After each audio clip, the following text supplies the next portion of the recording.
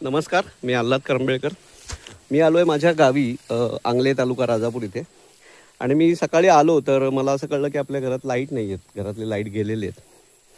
तर मी माझे मित्र जे MSCBत आहेत आणि इथे वायरमन म्हणून कार्यरत आहेत, तर त्यांना फोन केला.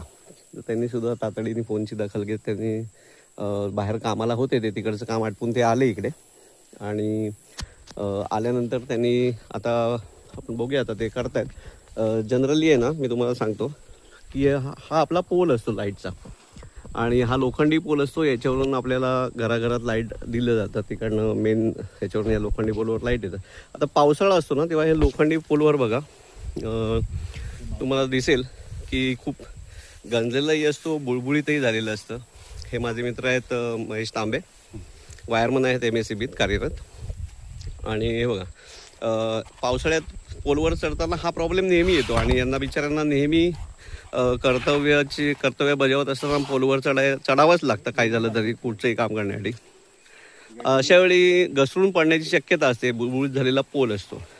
तर त्यांनी त्यांच्या हुशारीने आणि कल्पनाशक्तीने एक शिडी बनवली, जी अतिशय चांगलं असं एक संशोधन म्हणावं लागेल. ही बघा, ही शिडी त्यांनी त्यांच्या हुशारीने त्यांनी बनवली आहे, की जी सगळ्या वायरमनना, म्हणजे माझी MSCB डिपार्टमेंटलाही विनंती आहे की त्यांनी त्यांच्याकडून या शिडीची आयडिया घ्यावी.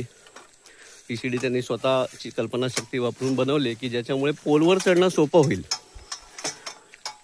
आणि कोणत्याही प्रकारे जोखीम जास्ती न घेता पोलवर चढता येईल, पोलवर आरामात चढून काम करता येईल.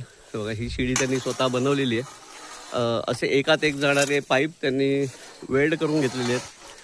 जेवढ्या उंचीची पाहिजे तेवढ्या उंचीची ती शिडी एकात एक पाईप घालून आपल्याला बनवता येते. हे बघा, ही अशी शिडी आहे.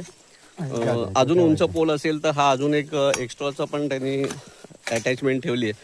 आता ही शिडी त्यांनी पोलला लावली, एकात एक फोल्डिंग केलेली शिडी असते ती एकात एक घालून.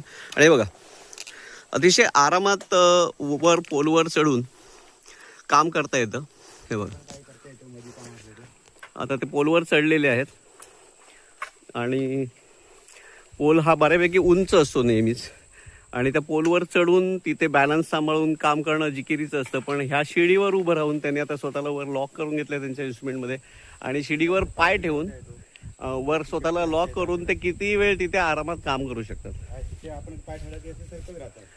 तिथे जर पाय ठेवला नुसता तर तो पाय सरकत राहतो. शेवटी मग आपल्याला कुठेतरी बॅलन्स करून अक्षरशः तारेवरची कसरत करत काम करावं लागतं.